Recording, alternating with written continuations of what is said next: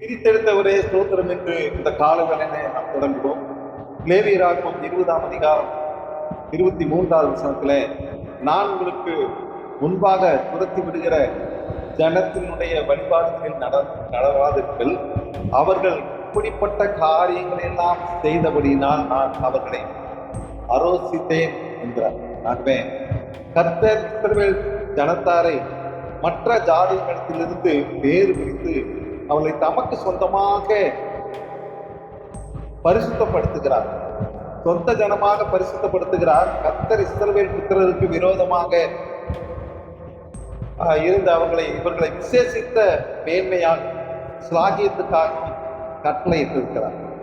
கர்த்தருடைய பிள்ளைகள் நாள் பார்ப்பது, அஞ்சனம் பார்ப்பது, குறி கேட்பது, கொலை செய்வது, இது போல பாவ காரியங்கள அகப்பட மாட்டார். ஆகவே கர்த்தருடைய பிள்ளைகள் பிரித்தெடுக்கப்பட்ட வாழ வேண்டும் என்பது தேவனுடைய பிரமாணம்.